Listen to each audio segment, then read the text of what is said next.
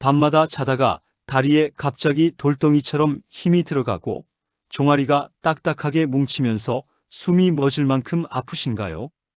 잠결에 다리를 부여잡고 버티다 보면 식은땀이 나고 쥐가 풀린 뒤에도 한참 동안 욱신거려서 다시 잠들기가 어렵습니다. 오늘은 이 밤중에 찾아오는 다리 쥐가 왜 생기는지, 그리고 의학적으로 알려진 해결 방법을 차분히 정리해 드리겠습니다. 우선 다리에 쥐가 난다는 것은 근육이 내 뜻과 상관없이 갑자기 심하게 수축하는 상태를 말합니다. 주로 종아리 근육에서 많이 일어나지만 발바닥이나 허벅지에서도 나타날 수 있습니다. 짧게는 몇 초, 길게는 몇 분까지 이어질 수 있고, 쥐가 풀린 뒤에도 근육이 멍이 든 것처럼 뻐근하게 아플 수 있습니다. 특히 밤에 잘 때 자주 생기면 잠의 질이 떨어지고 다음 날까지 피로가 이어져서 삶의 활력이 크게 떨어지게 됩니다. 중요한 점은 나이가 들수록 이런 야간에 다리 쥐가 더 자주 나타난다는 사실입니다. 나이가 들면 근육량이 줄어들고 신경과 혈관의 탄력이 떨어지며 낮 동안 움직이는 패턴도 바뀝니다.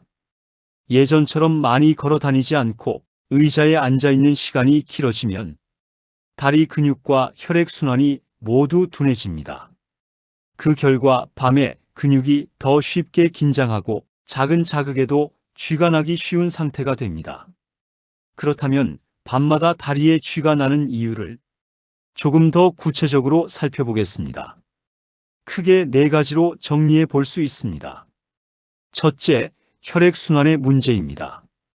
다리는 심장에서 먼 곳에 있기 때문에 원래도 혈액이 돌아가기 어려운 부위입니다. 여기에 오래 서 있는 생활, 하루 종일 의자에 앉아 있는 습관, 꽉 조이는 양말이나 바지가 더해지면 다리 쪽 혈액순환이 더 느려집니다. 혈액이 잘 돌지 않으면 근육에 산소와 영양분이 충분히 전달되지 못하고 노폐물도 잘 빠져나가지 못합니다.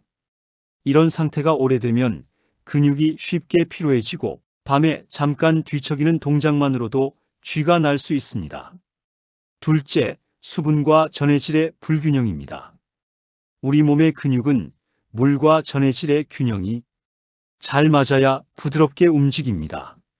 전해질은 나트륨, 칼륨, 칼슘, 마그네슘처럼 근육과 신경의 신호를 조절해주는 물질입니다. 나이가 들면 갈증을 잘 느끼지 못해서 물을 적게 마시기 쉽고 혈압약이나 이뇨제를 드시는 분도 많습니다. 또 더위를 많이 타거나 땀을 많이 흘리는 날에는 몸 안의 수분과 전해질이 더 쉽게 빠져나갑니다. 이 균형이 흐트러지면 근육과 신경이 예민해져서 작은 자극에도 경련이 잘 생기게 됩니다. 셋째, 근육의 피로와 경직입니다. 낮 동안 갑자기 많은 거리를 걷거나 계단을 평소보다 많이 올랐거나 오랜 시간 장을 보고 물건을 들고 다녔다면 종아리와 허벅지의 근육이 과하게 사용된 상태일 수 있습니다.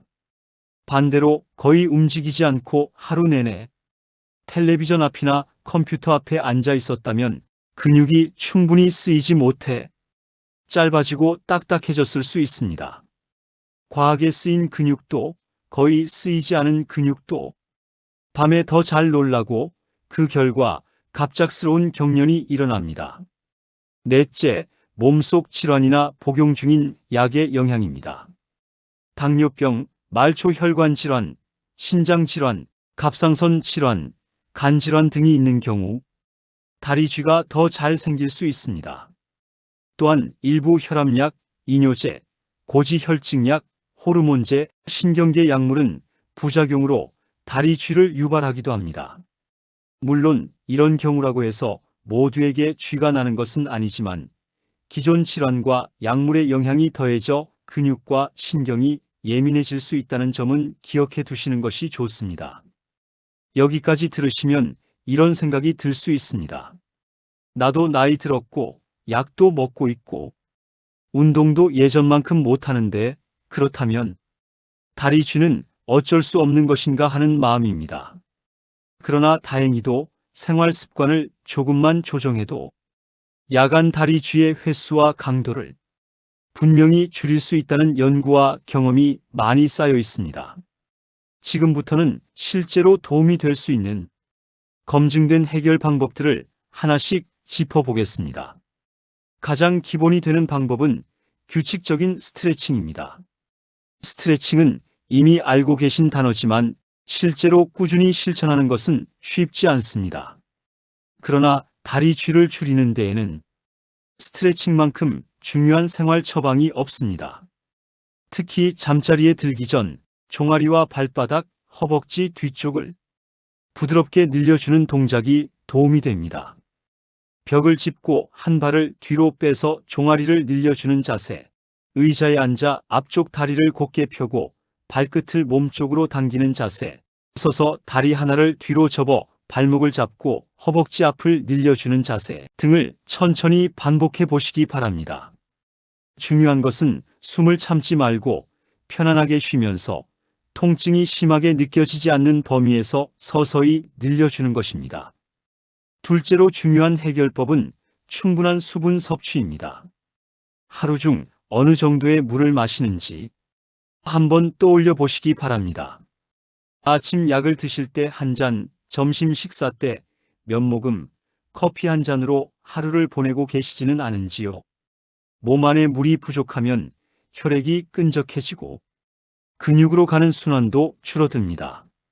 또 전해질의 균형도 흐트러집니다. 목이 벌써 마르기 전에 조금씩 자주 물을 마시는 습관을 들이시는 것이 좋습니다. 다만 밤에 화장실을 자주 가느라 잠이 깨는 분이라면 자기 전보다는 낮 시간 동안에 물을 충분히 채우는 쪽으로 조절하시는 편이 좋습니다. 셋째는 다리의 혈액순환을 돕는 생활 습관입니다. 오래 서 있거나 오래 앉아 있을 수밖에 없는 생활이라면 한두 시간에 한 번씩은 일부러 일어나서 다리와 발목을 움직여 주셔야 합니다. 제자리에서 종종 걸음을 하거나 발 뒤꿈치와 발끝을 번갈아 들었다 내리는 동작만 해도 종아리 근육이 펌프처럼 작용해 혈액순환을 도와줍니다. 집에서 텔레비전을 보실 때에도 광고 시간마다 일어나서 잠깐 걷거나 의자에 앉은 채로 발목을 크게 원을 그리듯 돌려주는 습관을 들여보시기 바랍니다. 다리에 꽉 끼는 옷이나 양말을 피하고 발바닥을 잘 지지해주는 편안한 신발을 고르는 것도 중요합니다.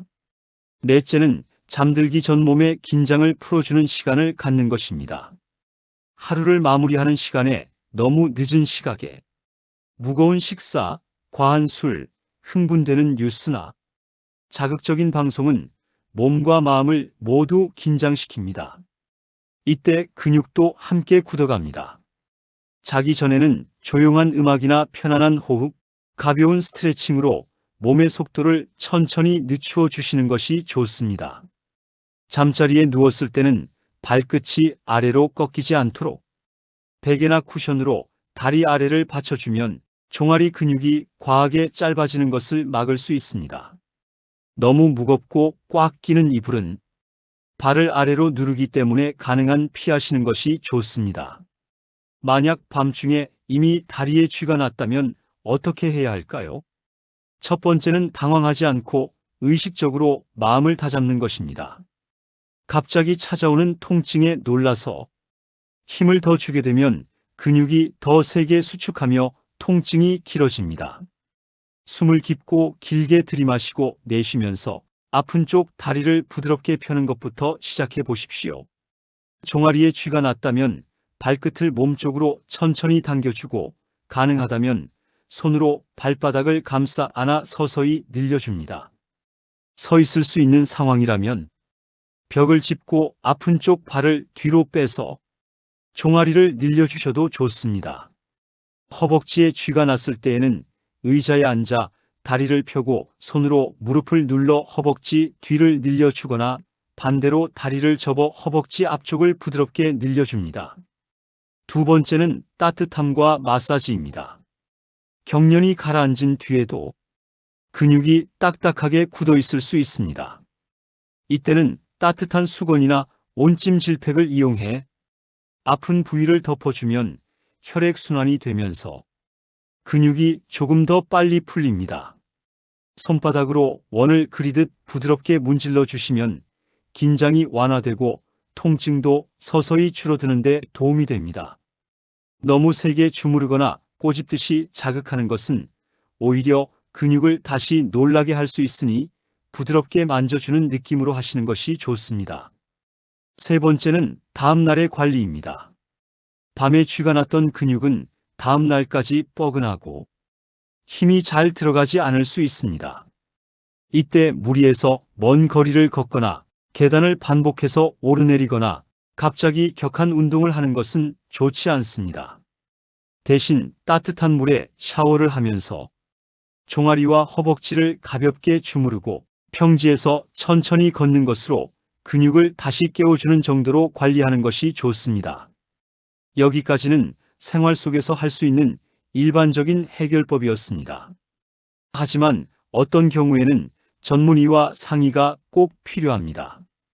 다리에 쥐가 나는 동시에 다리가 붓고 붉게 변하거나 만졌을 때 뜨겁게 느껴진다면 혈관에 다른 문제가 숨어 있을 수 있습니다. 또 쥐가 자주 나면서 다리가 자꾸 저리고 감각이 둔해지거나 걸을 때마다 종아리가 심하게 당기고 조금만 걸어도 다리가 무겁게 느껴진다면 말초혈관 질환이나 신경질환의 신호일 수 있습니다. 이런 경우에는 단순한 생활습관 교정만으로는 충분하지 않기 때문에 내부 질환이 있는지 확인하는 과정이 필요합니다.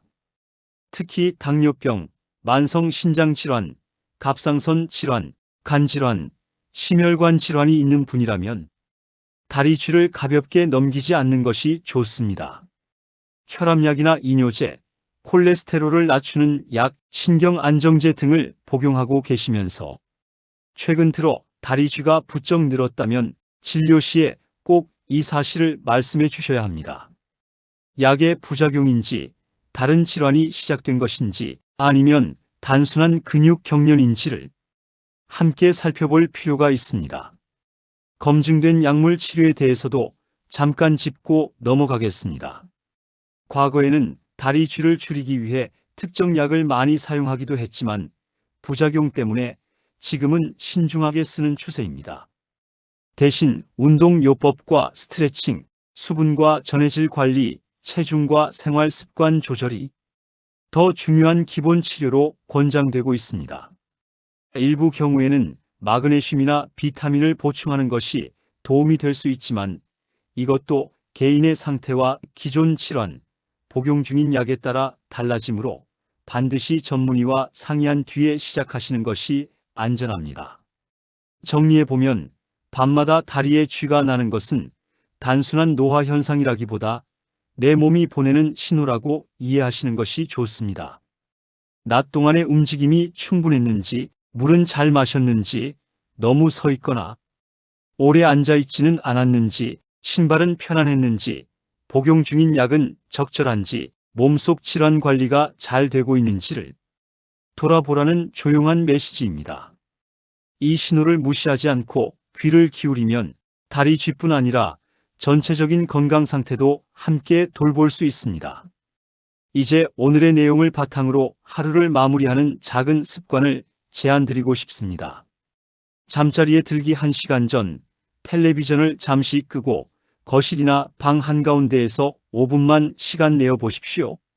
종아리와 허벅지, 발바닥을 천천히 늘려주는 스트레칭을 하고 미지근한 물 한 잔을 마시고 다리를 심장보다 약간 높게 올린 채로 편안히 누워 보시는 것입니다. 이 짧은 시간은 단지 다리 쥐를 막기 위한 준비만이 아니라 하루 종일 수고한 내 몸을 위로하는 작은 의식이 됩니다. 밤마다 다리에 쥐가 나는 이유와 해결법을 이해하고 나면 그동안 당연하게 여겼던 고통에 다른 이름을 붙일 수 있습니다. 더 이상 나이 탓만 하지 않고 내 몸의 구조와 습관을 바라보며 할 수 있는 것부터 차근차근 실천해 보는 것입니다. 오늘 들으신 내용을 완벽하게 기억하지 못하셔도 괜찮습니다. 다만 이것 하나만은 마음에 담아 두시기를 바랍니다. 다리 쥐는 피해야 할 적이 아니라 삶의 속도를 조금 늦추고 내 몸을 다시 살펴보라고 알려주는 신호일 수 있다는 사실입니다. 이 신호에 부드럽게 답하며 내 몸과 화해하는 순간 밤은 조금 더 평온해지고 잠은 조금 더 깊어질 것입니다.